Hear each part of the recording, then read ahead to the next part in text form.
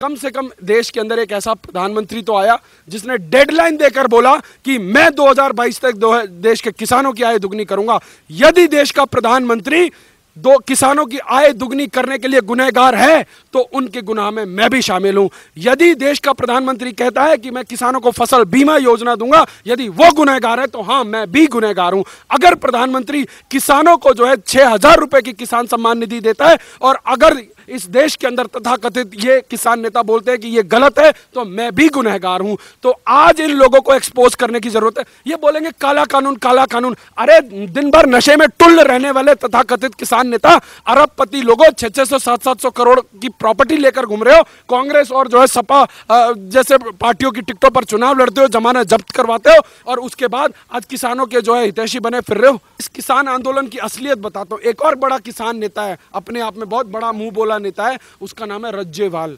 उसका बयान सुनिए। वो कहता है कि नरेंद्र मोदी पाकिस्तान से भी ज्यादा खतरनाक है। इन लोगों को शर्म नहीं आती? ये कौन सी दारू पी के, कौन से नशे में ऐसे बयान देते हैं? आप अगर इस देश में सोनिया गांधी या किसी और नेता के खिलाफ आप बयान देके देखिए, आप देखिए 2 मिनटों के अंदर किस प्रकार की राजनीति होती है इनकी। जहां जहां सरकारें हैं वहां उन व्यक्तियों के खिलाफ FIR दर्ज होनी शुरू हो जाती है। आपको याद दिला दूं कि अर्नब गोस्वामी को सिर्फ सोनिया गांधी को एंटोनियो माइनो कहने पर 200 से अधिक FIR हो गई थी। और आज ये तथाकथित किसानों के नेता देश के प्रधानमंत्री को पाकिस्तान से खतरनाक बता रहे हैं, क्योंकि बॉडी लैंग्वेज तो ऐसी बताती है कि जैसे कोई बंदा होता है ना, रात को दारू पी के भंट होके सो जाता है और उसके बाद अगले दिन अपने धंधे पे चालू हो जाता है। क्यों? काम धंधा तो कुछ है नहीं, सिर्फ टीवी पे आना। एक तो इन चैनल वालों ने राकेश टिकैत को इतनी माइलेज दे दी है कि उसको लार्जर देन लाइफ की एक इमेज मिल गई है। तो राकेश टिकैत को लग रहा है कि जब कुछ ऐसी फिल्में बनाने से पटेल वहां से आता है गुजरात से, उसको कांग्रेस अध्यक्ष बना सकती है, तो राकेश टिकैत को तो लगता है कि हम फार बेटर। तो हो सकता है कि कांग्रेस राकेश टिकैत को इतनी स्वामी भक्ति दिखाने की एवज में कहीं ना कहीं या राज्यसभा भेज दे या उत्तर प्रदेश का कांग्रेस प्रदेश अध्यक्ष बना दे, या कुछ उसको आने वाले अगले साल जो यूपी में विधानसभा के चुनाव हैं वहां पे टिकट का खेला करने के लिए 10 20 50 करोड़ कमाने का कोई रोजगार का जुगाड़ बिठा दे। तो सबकी अपनी महत्वाकांक्षा है और इनकी राजनीतिक महत्वाकांक्षा पहले दिन से थी, जब से इन्होंने इस आंदोलन में ईंधन भरने का काम किया। तो इनके दोगलेपंथी की पराकाष्ठा देखिए। केरल के अंदर जहां वामपंथियों की सरकार है वहां APMC मंडियां नहीं है, पर यहाँ बैठ के बुक्का फाड़ के रोएंगे, छाती पीट के रोएंगे, कहेंगे जी APMC मंडी दे दो। अरे भाई, पहले अपने राज्यों में तो कर लो।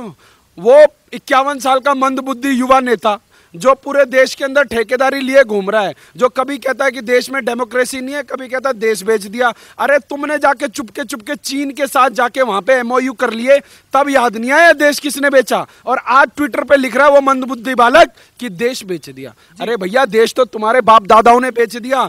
50,000 स्क्वायर किलोमीटर जमीन 61 की लड़ाई में चीन ले गया, और उसके बाद रोज वो बालक सुबह सुबह उठ के ट्विटर पर, भगवान जाने कौन है उसका रणनीतिक सलाहकार, कौन उसको ये ट्वीट पे लिखना सिखाता है। एक व्यक्ति जब किसी की मौत होने पर एक कंडोलेंस का मैसेज खुद से नहीं लिख सकता, वो व्यक्ति सुबह सुबह ट्विटर पर पता नहीं क्या लिखता है। दोस्तों, स्वागत है आपका यूथ मीडिया टीवी पर।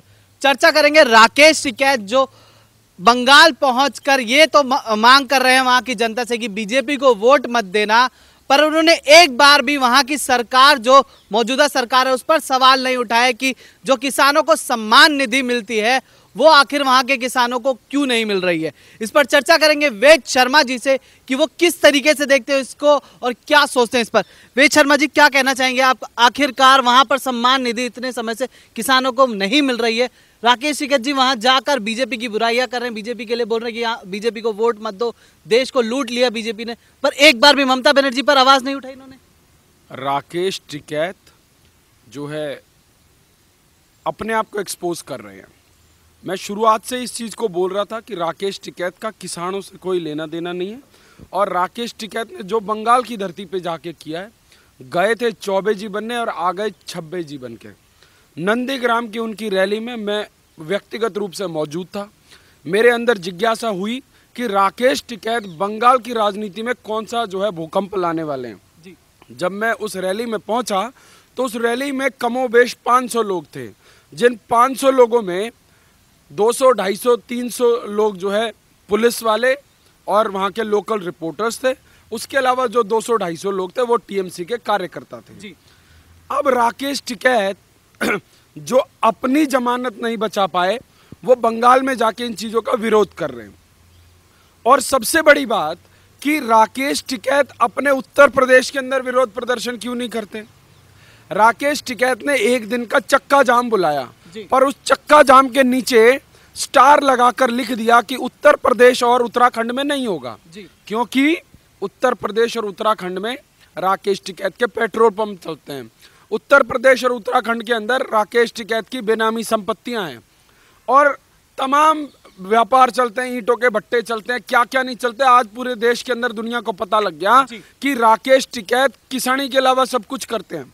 राकेश टिकैत ने किसानों को बोला भाई अपने घर में, अपने खेतों में, फसलों में आग लगा दो, और राकेश टिकैत अपनी फसलें लाखों का गन्ना जो है चीनी मिलों में पहुंचा रहे थे। तो राकेश टिकैत कितने बड़े दोगले इंसान हैं आज देश की जनता जान चुकी है। और रही बात बंगाल में क्या असर होगा, जब एक सरकार किसानों को वार्षिक 6,000 रुपए किसान सम्मान निधि दे रही है, वो उन तमाम गैर भाजपाई सरकारों के अंदर अपनी राजनीति के चलते उन तमाम लोगों ने जो है वो योजनाएं बंद कर रखी हैं। और पश्चिम बंगाल भी वो एक राज्य है जहां तमाम केंद्र की योजनाओं को वहां की मुख्यमंत्री अपने नाम से बदल बदल कर जो है चलाती हैं, और केंद्र की जो ये महत्वाकांक्षी योजना है इसका सम्मान वहां के किसानों को नहीं मिल रहा। तो राकेश टिकैत उसी दिन एक्सपोज हो गए थे जब उनका वीडियो आया कि एयरपोर्ट में तृणमूल की एक सांसद उनको रिसीव करने पहुंचती हैं और बोलती हैं कि भाई साहब आपका सारा अरेंजमेंट हम करेंगे पर हम स्टेज पे नहीं आएंगे। आपको उसकी बॉडी लैंग्वेज में कोई सीरियसनेस दिखेगी? ऐसे लगता है कि कोई आदमी अपना बिस्तर से उठा, अपना कुर्ता पहना, वो हरी टोपी पहनी और चल दिए, हम तो 24 तक बैठे। अरे भाई 24 तक बैठा है, किस लिए बैठा है? इस देश के किसान के पास तो इतनी फुर्सत नहीं है।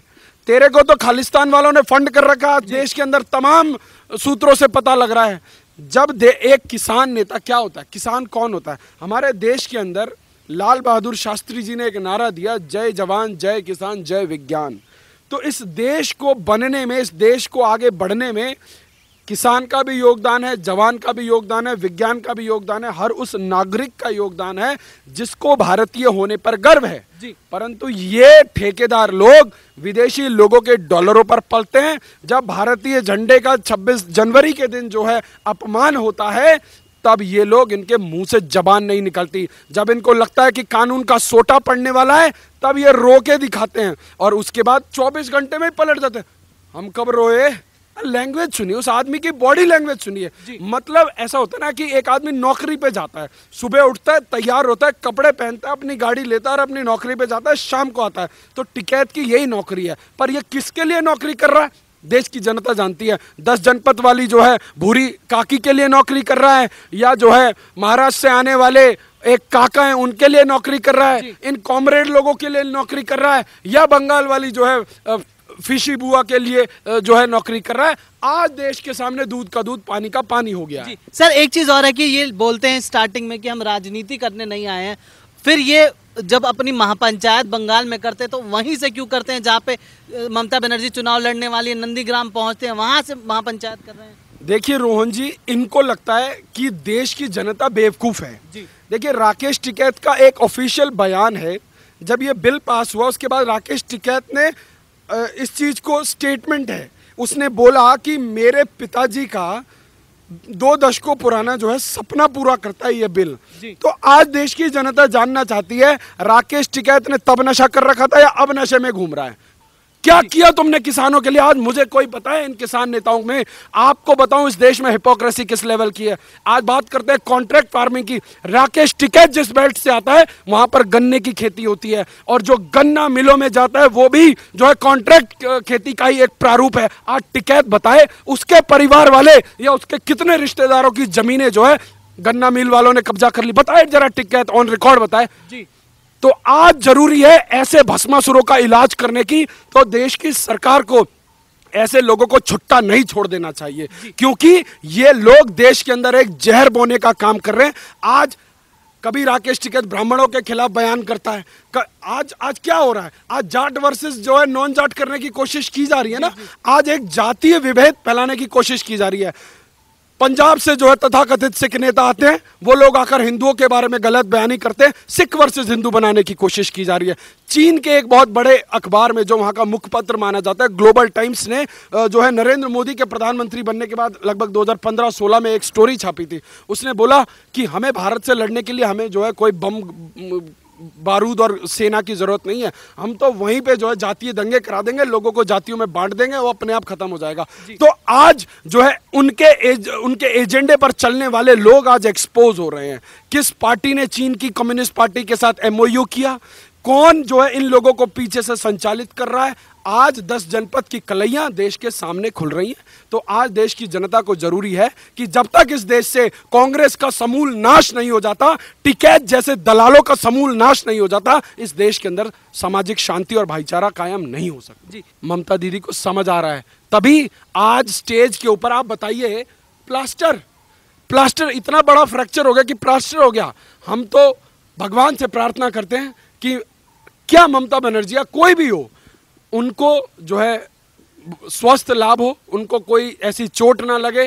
वो भी एक राजनीतिक प्रतिद्वंदी है, वो जो है इस लोकतंत्र के महासमर में आए, कम से कम अपना काम तो दिखाएं। 10 साल में दिखाएं ना कि तुष्टीकरण के अलावा मैंने ये काम किया है।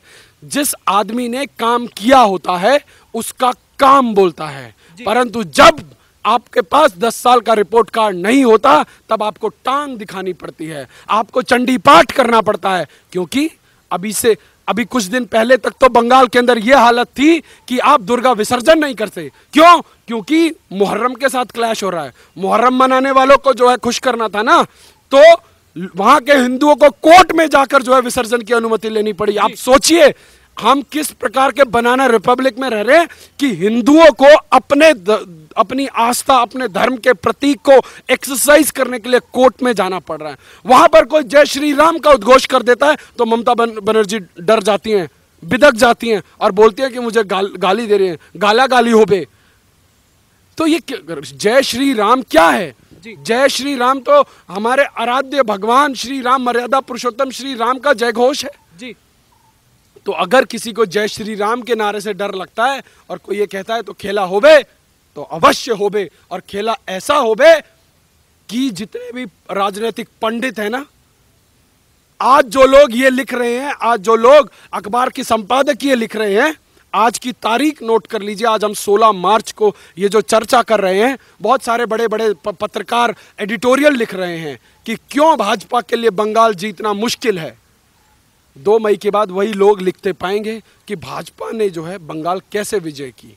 तो ये एक परिवर्तन 2 तारीख के बाद आने वाला है, खेला होबे। जी, धन्यवाद सर।